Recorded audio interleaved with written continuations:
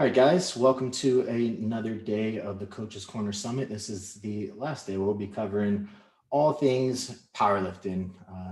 First up, we have Laura Phelps-Stackhouse, and she is going to be going over conjugate training. And just to give a quick background on Laura for those who don't know who she is a product of Westside Barbell under Louis Simmons. Laura has attained an incredible number of records, most notably the highest ranked total by formula, making her the strongest female powerlifter in history. She has since excelled in coaching, helping dozens of athletes to elite totals, pro totals, world records.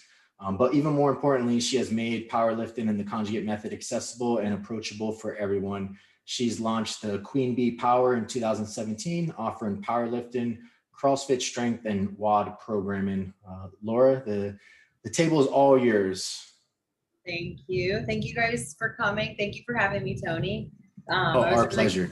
Oh yeah, I was excited when I got the message about being a part of this because I followed you and Paul for a while and learned a lot from you guys. So I'm excited to kind of be a part of this and kind of share my experience with the conjugate method. Like I said, that's been my experience. I started powerlifting in 2005. And at that time, I wasn't really following a program. I was new to powerlifting. I really didn't know a whole lot. I did watch a lot of Louis Simmons VHS tapes, but I couldn't really put anything together until I started training there, which wasn't until 2006. So I started training at Westside in 2006, and then in 2009 started teaching seminars with Louis. So I learned a lot from Louis, teaching these courses with him month after month. And then started going out and teaching the courses on our own. So we've had a lot of experience teaching this to all different coaches, athletes of different sports, not just powerlifting. So obviously, with the conjugate system, it's a system for athletes. It's not really necessarily specific to powerlifting, but we make it specific to powerlifting or specific to a different sport, depending on what the person's doing. But we're going to talk about the basis of the conjugate system and what it's about, and kind of touching on how you can adapt it to different sports. But right now we're talking about conjugate powerlifting. So I am going to go on.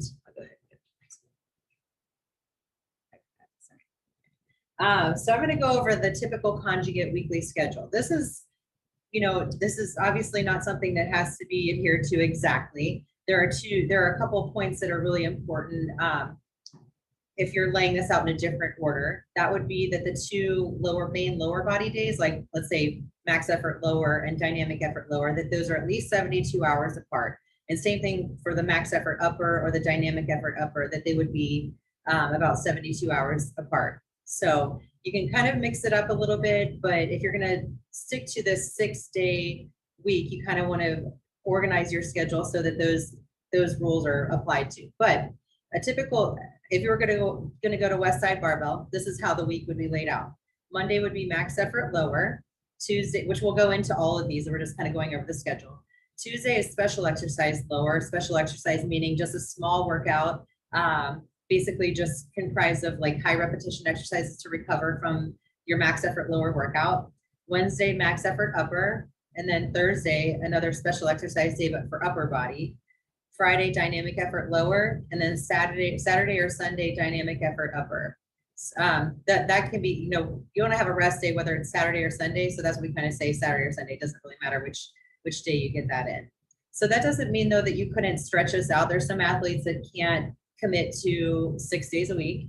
If someone said, I only have 4 days a week, how should I do this? I would say just omit the special exercise days and just do your 4 main days. Those are the most important days. The Monday, Wednesday, Friday, and Saturday or Sunday. Those special exercise days are great for recovery, but those don't have to be, you don't have to do those. And those also don't have to be done in a gym. They can be done at home. If you have some bands at home, or a sled at home, something like that. This is just meant to be blood flow and recovery. It could be stretching, it could be yoga, it could be anything that's going to help you recover from the day before. So as far as being in the gym and training, those 4 main days are the most important days. And if you don't have those 4 days to be able to commit to going into an actual gym, you can stretch this out a little bit longer. So sometimes I have athletes where it's kind of like an ongoing rotation where it's, let's say if we started on day 1, next week we're going to start we would go max effort lower Monday, max effort or day one, day two, max effort upper, day three, dynamic effort lower. And then we're going to spill it into the following week where the first day starts with dynamic effort upper. And then we're just kind of rotating in that way. So it's just kind of stretched out over 10 days instead of 7. So that's kind of, when some people only have 3 days to get into the gym, that's one way you can do it. The thing with the conjugate system is that there's a lot of experimentation with it. As long as you adhere to some principles that we talk about later with volume, you can be very experimental with it. You can play with, the schedule and stretching things out, or only doing, 2 max effort days one week and one of the dynamic effort days. And then the following week, do 2 dynamic effort days, 1 max effort day. It's very, very flexible, and we've done it a million different ways with different athletes, but this schedule right here is just a classic conjugate schedule for a competitive powerlifter that has, the ample amount of time. So we'll go to the next slide here. So we're going to talk about max effort lower. So let's say this is on a Monday. Max effort lower is a variation of either squat, deadlift, or a good morning. So you can do it like a lot of people that I have that are in the off season, let's say, I will have them do just a literal rotation of a squat, deadlift, or a good morning. So that's 3 weeks, week 1, a squat variation, week 2, a deadlift variation, week 3, a good morning variation. That's just kind of a good off season, just a way to kind of mix that up. If you're in meet prep though, that's going to change. Things are going to get more specific. We're going to do more of the squatting and deadlifting, less of the good mornings. Although we're not going to stop doing good mornings, we can still add those good mornings in as like a higher repetition accessory movement. But we're going to stick to mainly squat and deadlift variations in meet prep. But if you're in off season, or if you have athletes, you're just trying to get, build, more athleticism, more strength, we're going to rotate between a squat, deadlift, or a good morning. We're typically going to build to a 1 rep max. If we're doing a good morning variation for a max effort movement, we're not going to do a 1 rep max. We're going to stick to a 3 to 5 rep max. That's just to kind of, most people, like sometimes those people will say, well, I saw the guys at Westside doing a 1 rep max good morning, but we have to remember that those guys are very experienced. They're large men. They have a ton of muscle mass on their backs, so it's a little bit safer for them to kind of work up to that 1 rep max, where for most of us, we're going to stick to the 3 to 5 rep max, basically to protect ourselves and to get more volume in the good mornings, because it's such a good tool to build a strong deadlift, especially in my opinion, depending on the technique of how you're doing the good morning. But anything else like a squat variation or a deadlift variation, we're going to build to a 1 rep max. Now, when we're building to the 1 rep max, we want to try to reach that max in a total of 7 to 9 sets. So I always tell athletes, my athletes especially, I'm like, try to go into your workout with a plan. When you're doing, when you're building to that 1 rep max, whatever the variation is. If you're someone that's been doing conjugate for a while and you have a lot of stored records in a lot of different variations, then it's kind of easy for you to look back and see what your previous PR is. But I know that it's going to be difficult at first because there's so much variation in the conjugate system. There's bands, there's chains or reverse bands, there's blocks, deficits, things like that. So you might not have any record of a previous PR. So I understand that it might be hard to plan out your attempts, but at least try to make an effort to say, like, this is where I kind of think my bar weight might be with this amount of band tension or chain or whatever. So I'm going to try to plan out my attempts so that I try to hit that 1 rep max in 7 to 9 total sets. I only say that because a lot of times, in some few cases, some people might make enormous jumps and they only get, like, let's say 4 total sets in before they hit the max, as they didn't plan and they took too big of attempts. So therefore they're not getting enough volume or enough work.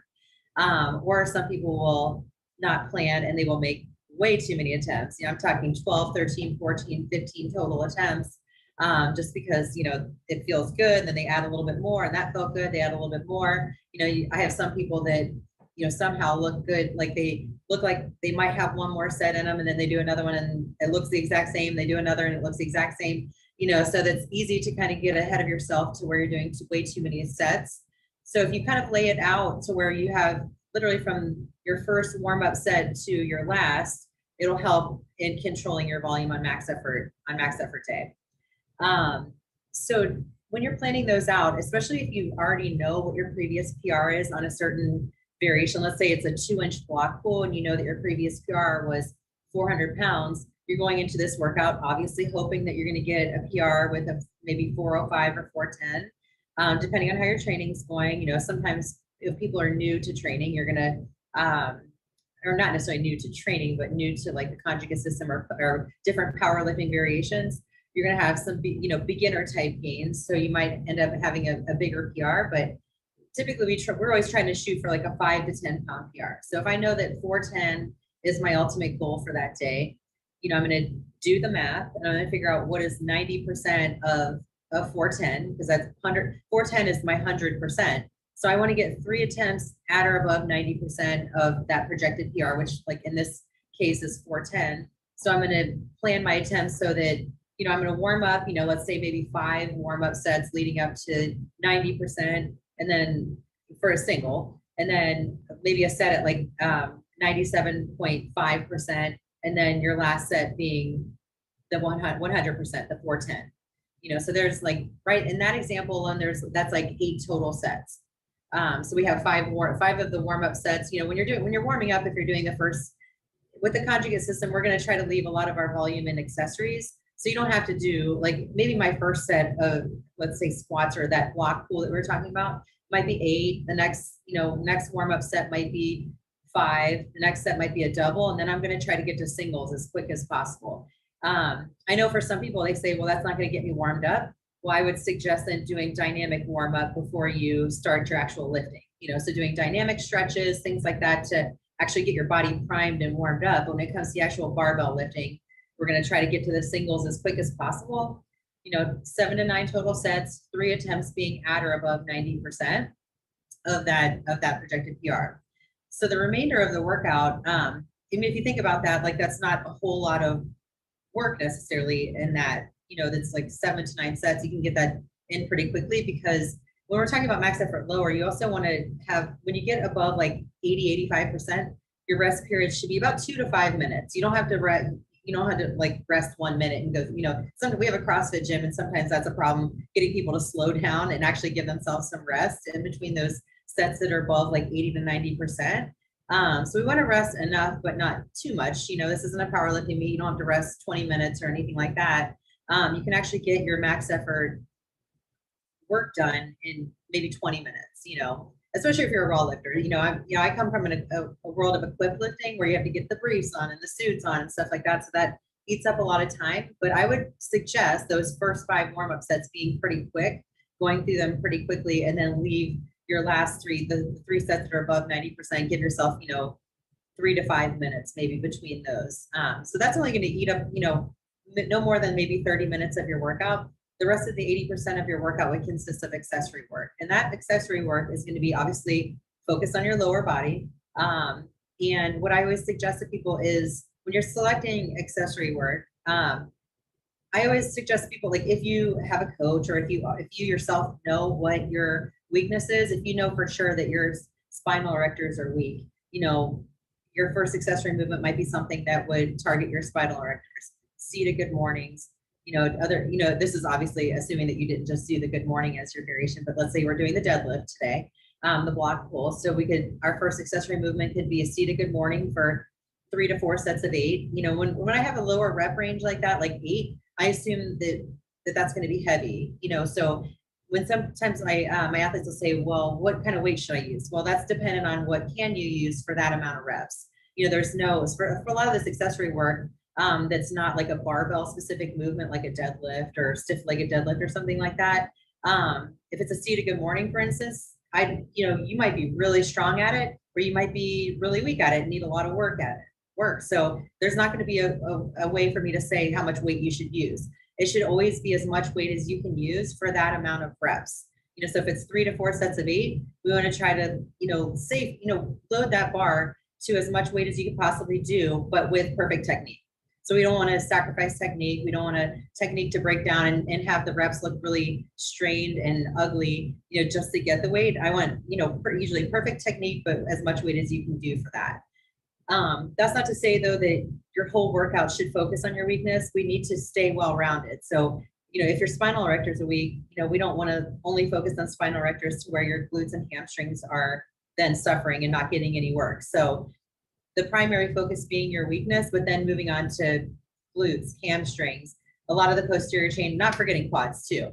So we do a lot of different lunge variations, and simple things also like hack squats, leg press, things like that, for, total leg strength. But those lower body accessories, typically with conjugate system, if you're like on a max effort day like this, I usually pick 2 accessory movements, then a higher repetition accessory movement, like reverse hypers. That's a very classic, Louis Simmons, West Side barbell, accessory movement. But it's awesome for back health and strengthening your back. So we do a lot of reverse hypers, a core movement, and then we go to a finisher. So abs we do on this day typically.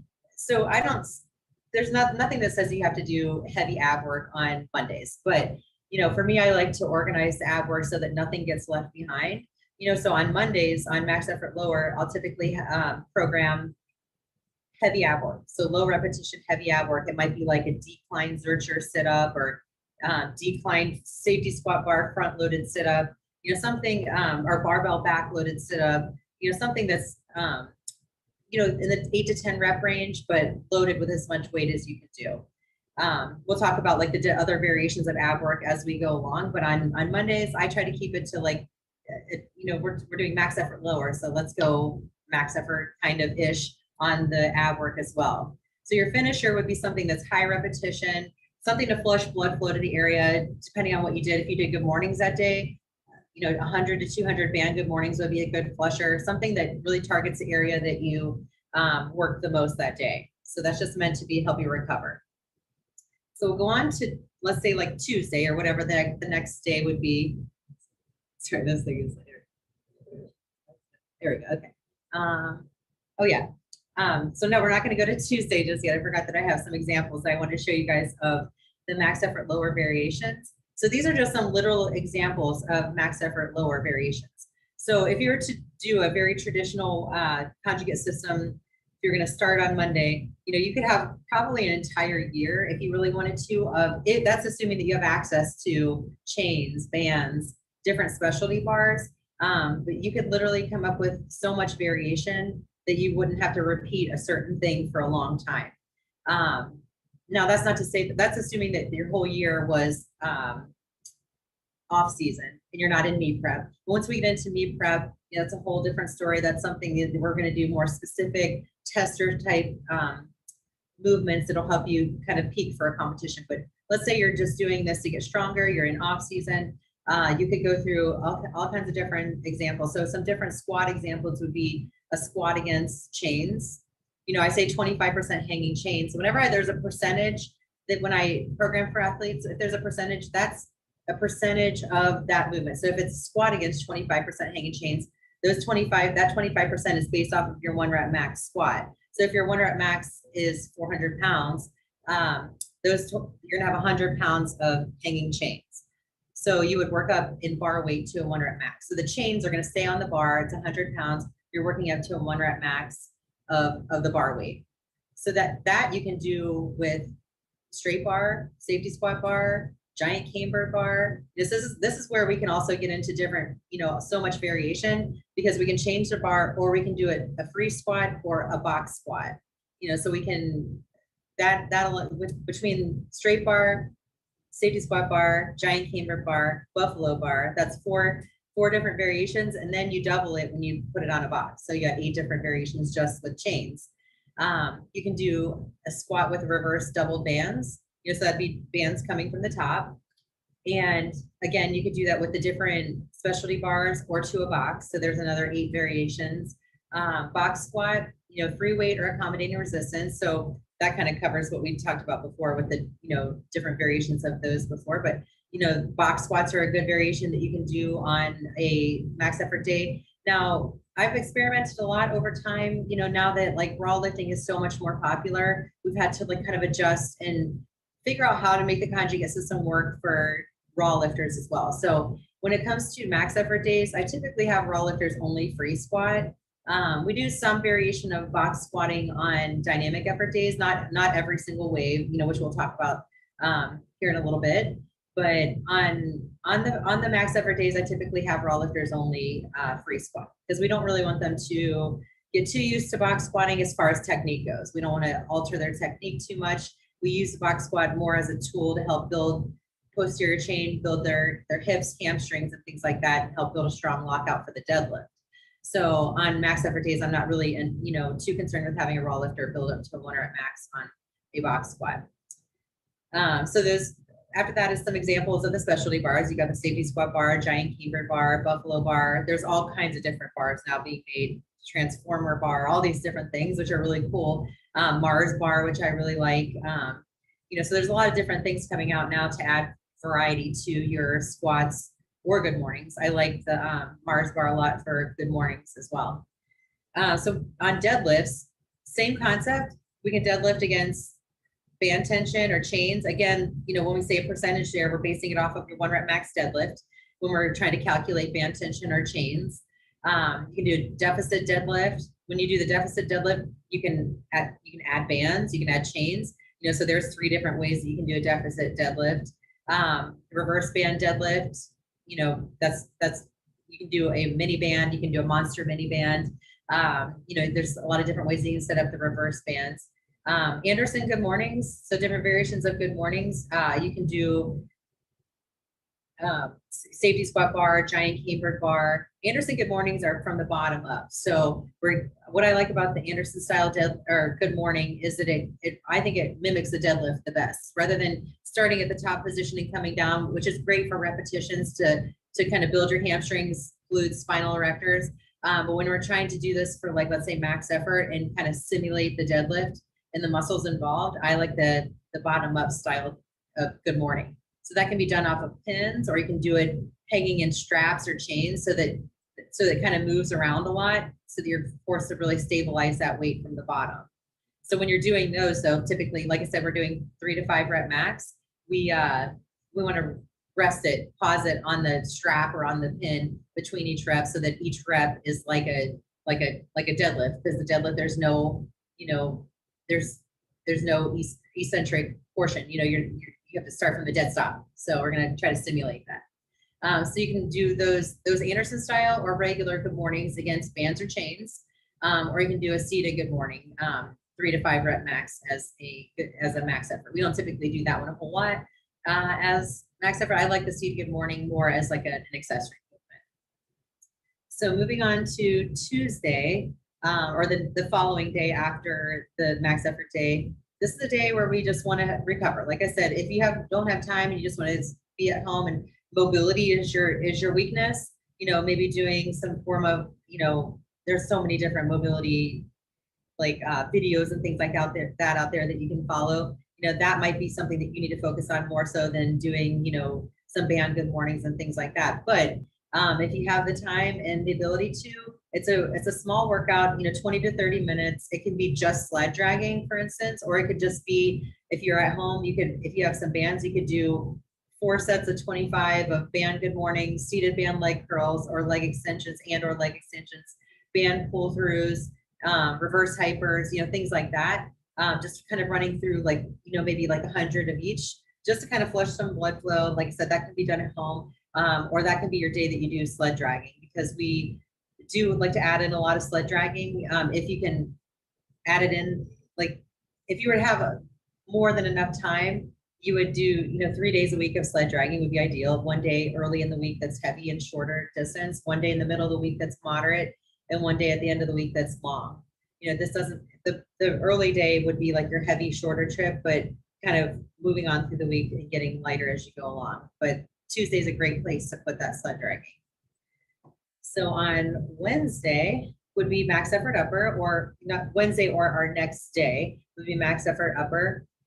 Very similar to what we were talking about with the max effort lower. So variations of the bench press. So we're going to do building up to 1 rep max. Same concept as we were talking with the max effort lower. Try to plan your attempts ahead of time so that you're in 7 to 9 total sets, and that 3 of those attempts are at or above 90% of that projected PR bar weight.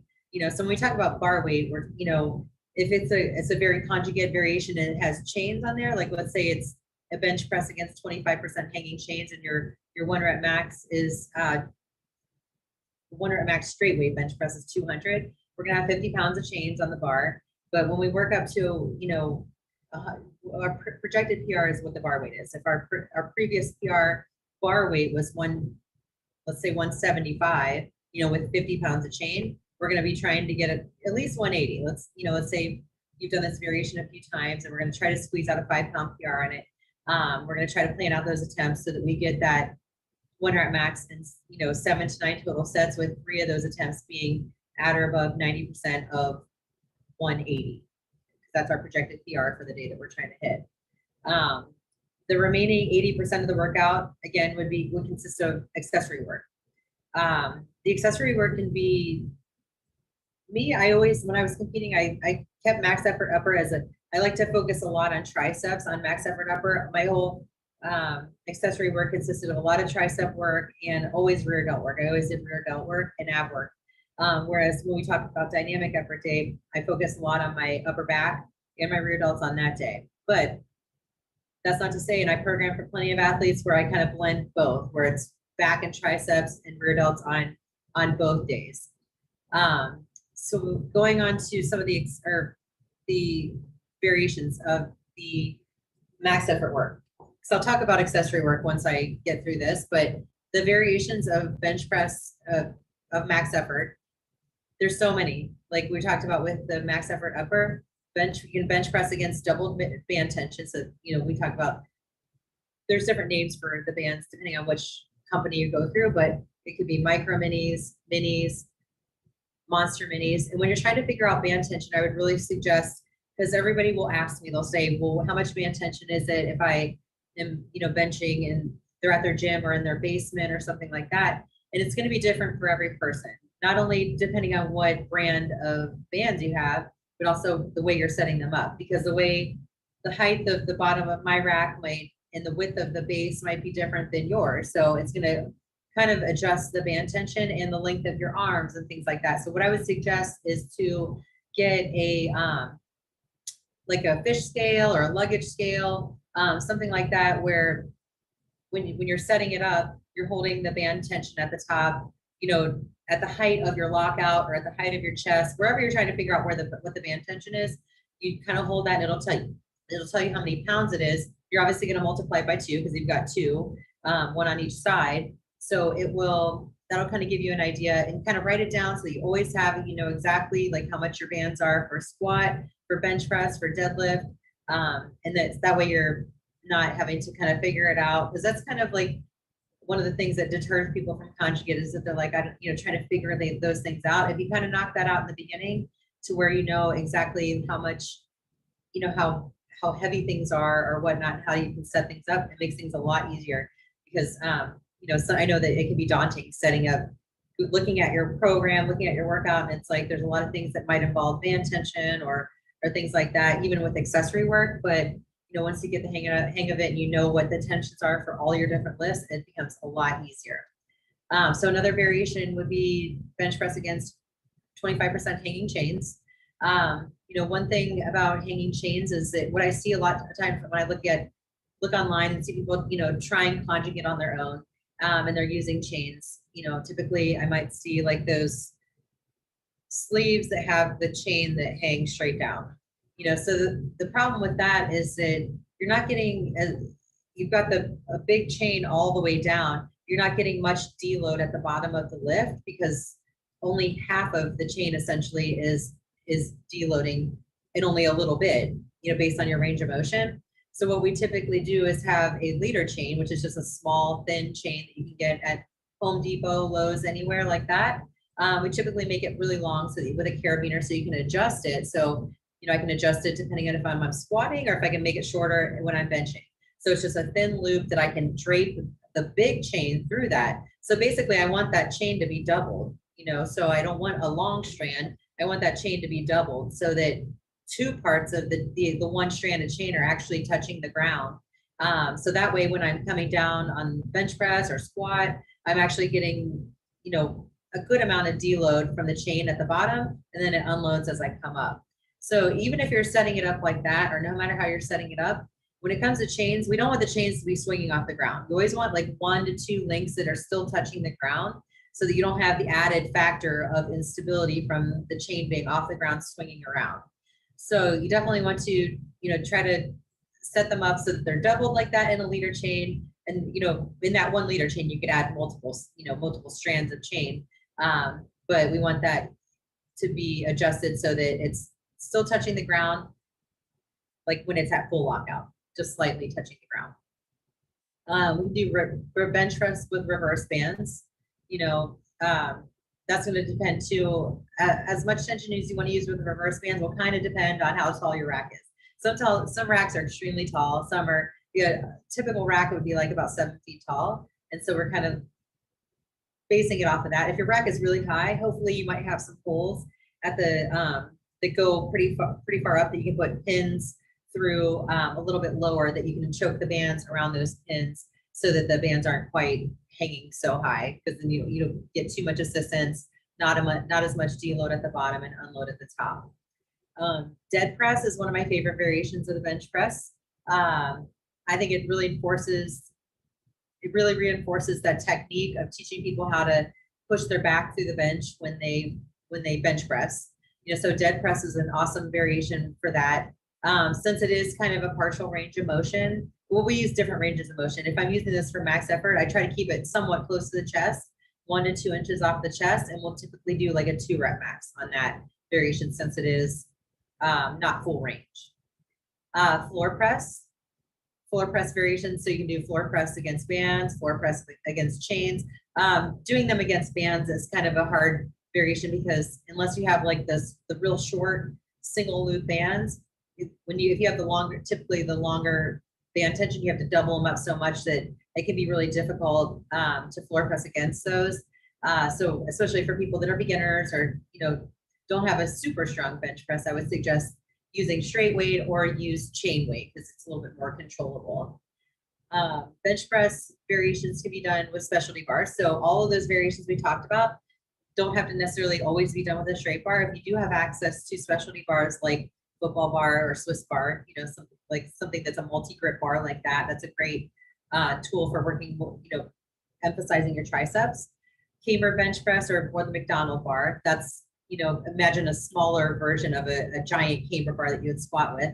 This is a 5-inch, typically a 5-inch camber to it. We typically do that bar to a 1 board because I don't really want to go 5 inches below my chest. So I'll typically put a 1 board on the chest so that it allows you to go a little bit deeper than your chest, but not so much that you're going to put too much stress on your shoulders. Axle bar or buffalo bar.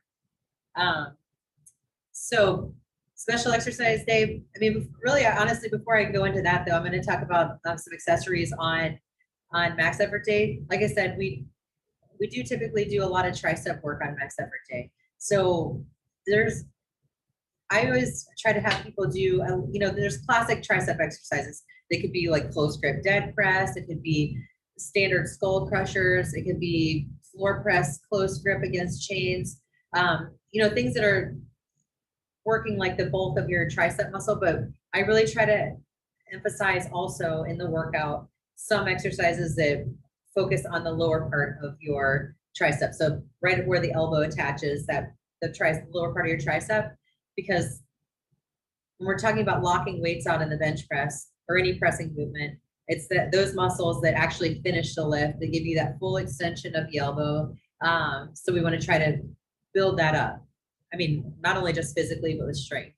You know, so those would be different types of extensions like Tate presses, rollback extensions, JM presses. Those are like the 3 common exercises. So JM presses, Tate presses, rollback extensions. Those are 3 things that very much target those. You can do them with dumbbells. You can do the JM press with barbell. I like to do it with a safety squat bar. But all different variations. Sometimes we'll do Tate presses with bands against band tension. So dumbbells with bands in your hand, bands in the hand also in addition to that. But those exercises focusing on that. So we do typically, just like on max effort lower body day, that first accessory movement is something that's lower repetition, heavy, you know, 3 sets of 8 maybe. And then we go into exercises that are in 3 to 4 sets of 10 to 12, sometimes 20 rep range. Ab work on max effort upper day, like we talked about lower body day being a lot of heavy, low repetition ab work. Well, on max effort upper day, that might be a day that we would focus on obliques. So side bends of all different variations. That could be barbell side bends, banded side bends, dumbbell side bends, standing oblique twists with cable or band. Anything that's going to really target your obliques would be, you could kind of specifically focus on that on max effort day. On Thursday, or the day following your max effort upper day, that would be another special exercise day, but targeting the upper body. So again, that could be done at home if you don't want to go into the gym or don't have time to go to the gym, because it's, again, very light, high repetition, just focusing on blood flow. So it could be, like it's on here, say banded lat pull downs, band push downs, band face pulls, pull aparts, or if you have a sled, upper body sled dragging is awesome to do on this day. So we talk about upper body sled dragging, that just means we're actually holding the straps in the hands and doing different exercises. Because a lot of times your strap would be, that's attached to the sled, has 2 handles on the end. You typically would put a belt through, but we can hold them in our hands and we can be walking backwards doing rows, we can be doing face pulls, we can be doing kickbacks, reverse flies, different things like that for distance, or back and forth. You can literally do the whole workout just with upper body sled dragging, but it's just light, high repetition work to help you recover. On Friday, dynamic. Okay, I thought it said upper body. Does it? No, lower. Okay, sorry. You guys are, the thing is in my way, so I couldn't see it. So dynamic effort, lower body. So this is a sub-maximal weight day. This is not max effort. This is sub-maximal weight. So we're using, it's typically a squat. We start with a squat variation. So box squat or free squat done in 3-week waves. The 3 weeks in a row of using the same bar, the same accommodating resistance percentage. But what's gonna wave is the actual bar weight. So for week 1 example, we could do a box squat with the safety squat bar at 50%. Week 1 is typically 50% bar weight. Now, if we're doing a box squat and not a free squat, we would want to base that 50% off of our 1 rep max box squat. So not a free squat. That's a major common mistake, is using too much weight, because people base that box squat percentage off of their free squat, and you cannot typically box squat nearly as much as you can free squat. So we're going to be careful about that. So if you're new to the conjugate system and you want to do something like this for your box squatting on dynamic effort day, I would say your day 1 of max effort lower, do a 1 rep max box squat. Figure out what your box squat is with perfect technique, which I will kind of demo like just a little bit of that, because that is a huge common mistake. When I go over common mistakes, that's what I'm going to talk about is the box squat technique, and how people kind of tend to mess that up. So basically we're going to try to figure out and establish what your 1 rep max box squat is, so that you can always base those percentages on dynamic effort day off of your true 1 rep max of your box squat. So if this is an example, week 1, box squat with the safety squat bar at 50%. Let's say you find out that your 1 rep max box squat is 400.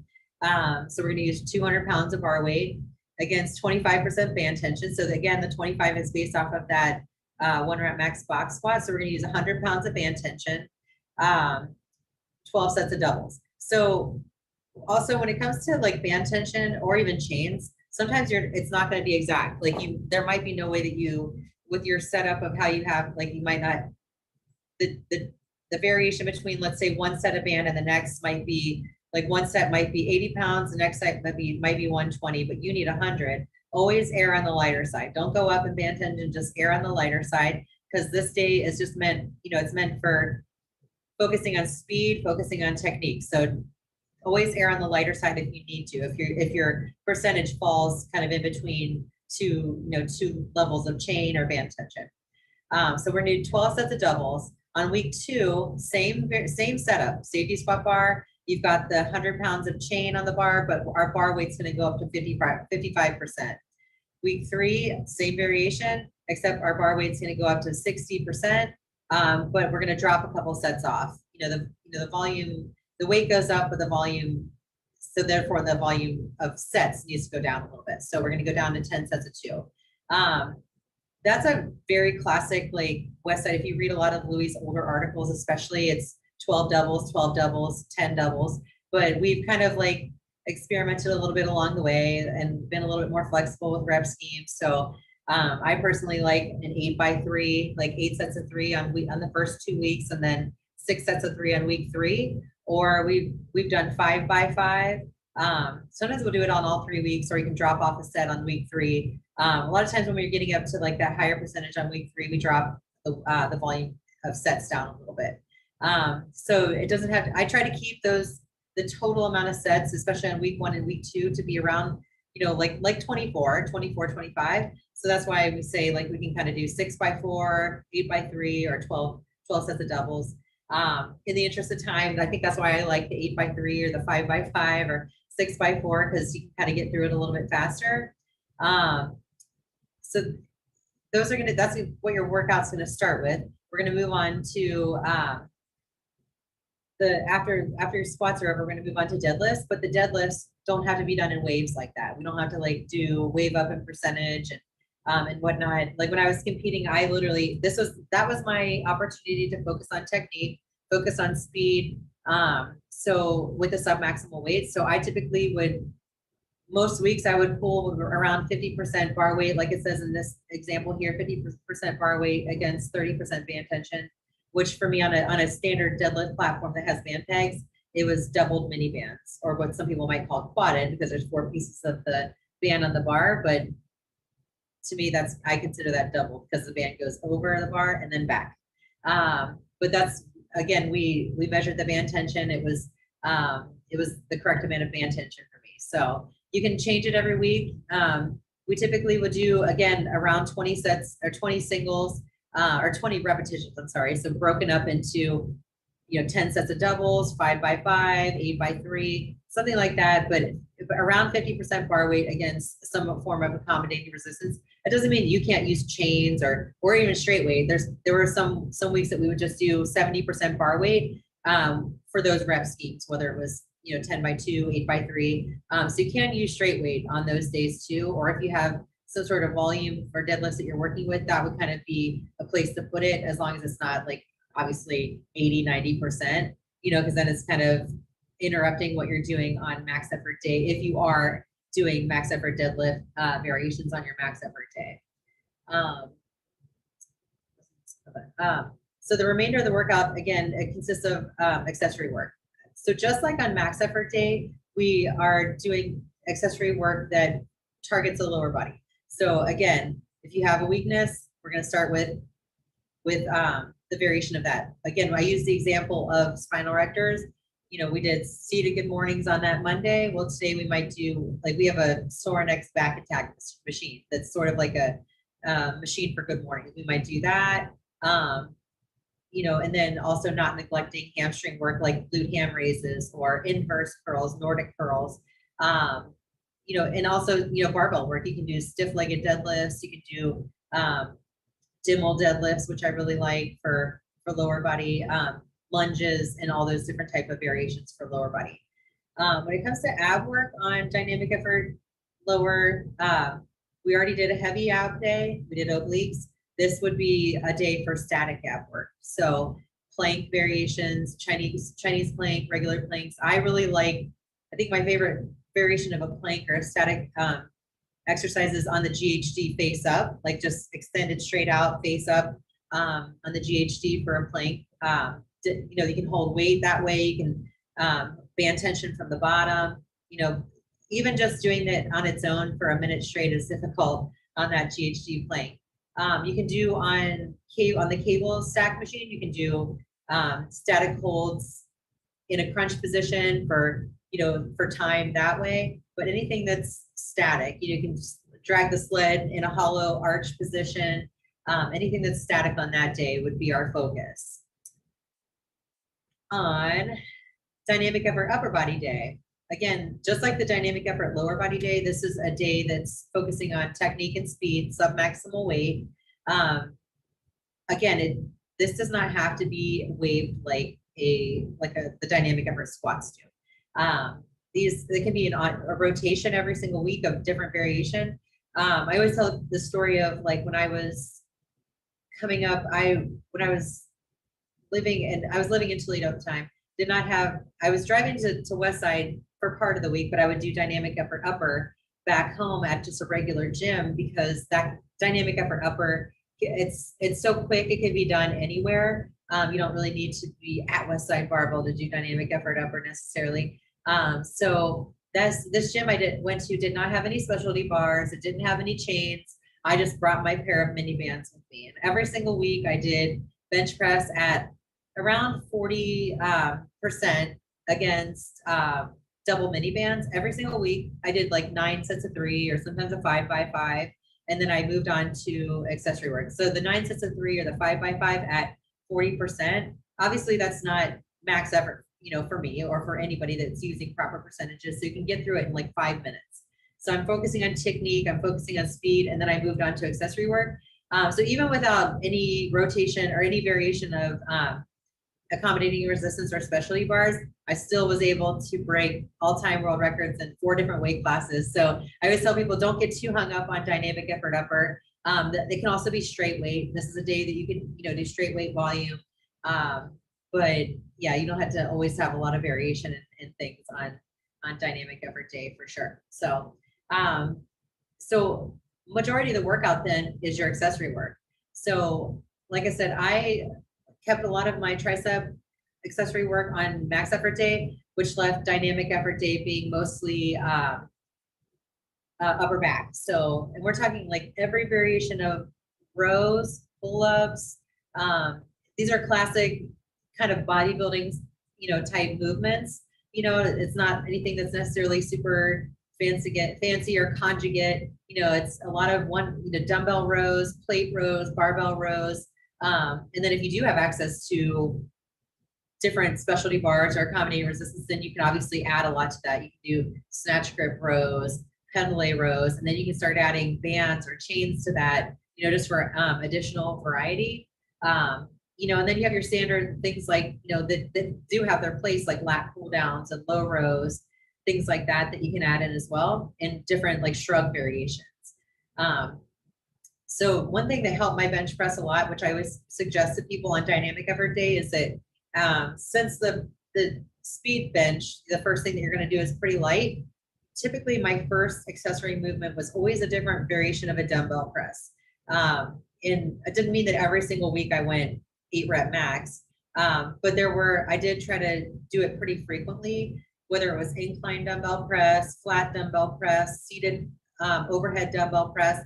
I tried to push those as hard as I can. When I started pushing them very hard and very heavy, that's when my raw bench press went up a lot, which made my equipped bench press go up a lot. So I saw a direct correlation of when I really pushed my dumbbell work, it really translated a lot into my raw bench press, which then carried over to my shirted bench press. So that's kind of one suggestion I always have for people, is to do different heavy dumbbell presses and then going into your back work. I did a lot of strict pull-up variations and things like that. On one thing on ab work on that day though was a day that I would typically do repetition ab work. So when we talk about like repetition stuff, they do have their place. So things like V-ups, hollow rocks, hanging leg raises, things that are, I would consider like repetition style ab work, not necessarily static, not heavy. It's just things that are repetition, but still are very effective. So that kind of covers all the abs for the, my brain kind of works better that way, where instead of like just winging it for ab work every day, if I have it structured that way, I know that nothing's going to get neglected. Everything's going to get covered at oblique, static, repetition, and heavy. Common mistakes with conjugate. It's, again, I know I talked about a few of these, but we'll start from the top. Too many work sets on max effort variations, or too many work sets above 90%. So, I mean, like it could be too many light sets, it could be too many heavy sets, or it can be too few work sets. We talked about this a little bit before. So I won't touch too much on that because I kind of already talked about that, but definitely make sure that you're going into your workout with a plan and that you have everything laid out from set 1 to the last set, and also kind of timing it. When it comes to dynamic effort lower, this could be upper too, but most people don't rest too long on dynamic effort upper unless you get to talking too much or whatever. But dynamic effort lower body, one of the best things you can do for conditioning and for GPP is to keep your rest period short. I remember when I was, I always thought that I was keeping my rest period short. Just I never had a timer or anything like that. I just was like, oh, I'm not taking too long. But I did a video with Louis for the NFL Combine. This is years ago when I was competing, and he had Phil Harrington and I we had to do box squats against average bands, and then for 10 sets of 2, and then 10 sets of 2, the deadlift platform was already set up with our weight plus the band tension for 10 doubles, and we could only rest 20 seconds between each of our sets. And I thought, oh, that won't be, I probably don't rest that much longer. And it was the hardest thing I've ever done. Like, I mean, the hardest conditioning thing I've ever done to date. Actually keeping the correct bar weight, band tension, and those rest periods, it was extremely difficult. We were done with 10 sets of 2 on both things in 14 minutes.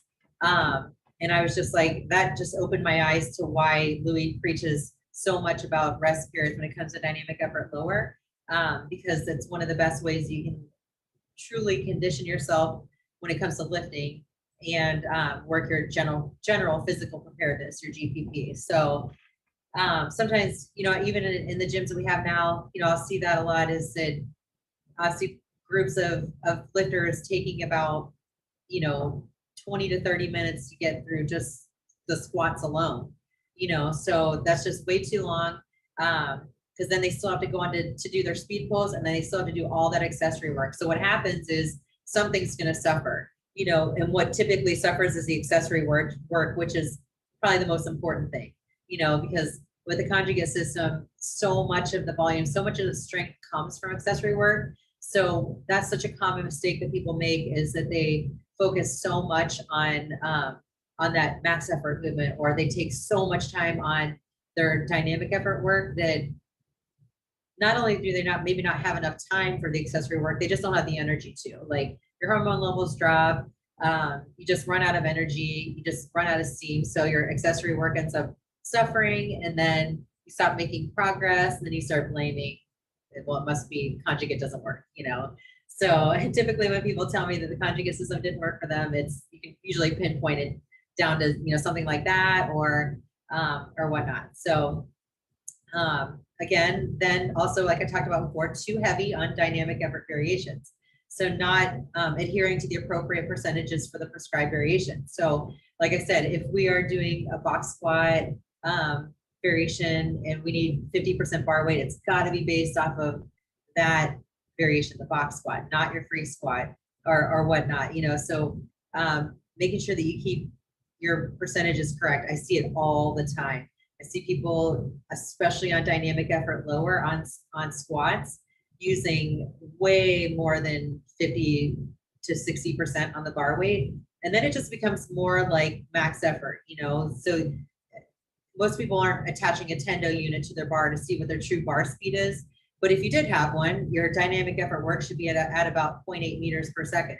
So if they were really to measure their bar speed, I guarantee their bar speed would be much, much slower. It'd be more like a second or more meters per second. So now it's slow. Now we're, taxing the central nervous system, so this is one way that, you can overtrain. I don't really necessarily believe in overtraining, but this is one way you could do it, is by going too heavy on dynamic effort day, because you already have your max effort day. So your brain doesn't know the difference. It just knows that you are going max effort on Monday, max effort on Wednesday, and like it's thinking it's going max effort again on Wednesday. So eventually that your progress is going to stall. You're going to get frustrated, and you're going to blame it on conjugate again. So that's usually one thing that people do wrong. So really, I know it might feel like, oh, it's light, it's too light, but it's meant to be light decrease your rest periods to make it more difficult.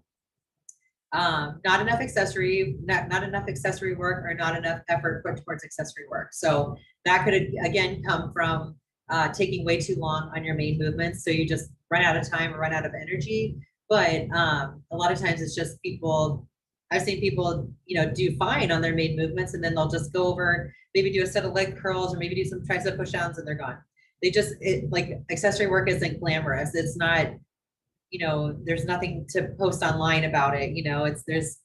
It's the hard work that gets done off the camera, and out of the spotlight, but it makes the biggest difference. So that's one huge thing that people, I think, do wrong with the conjugate system is not getting that 80% of their volume through accessory work.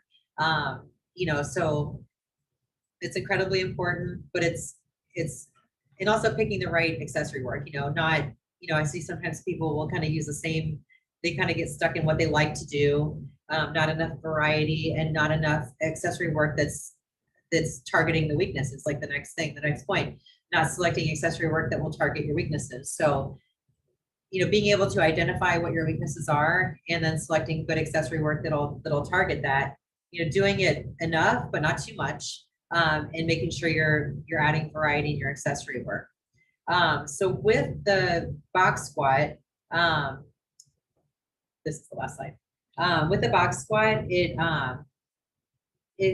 common mistake that people make with box squatting is the technique. So I'm going to kind of just demonstrate like the side view of a box squat. I want them to be able to see my feet too. So with the box squat, what people tend to do is they'll come straight down. Their feet will be narrow. They'll come straight down, straight up. So if you're going to box squat, we want to be wide. So wide stance, wide stance, but you want a vertical shin angle from the front and from the side. So if I could also be too wide, I could be way out here so that when I box squat, my shin angle's not vertical from the front.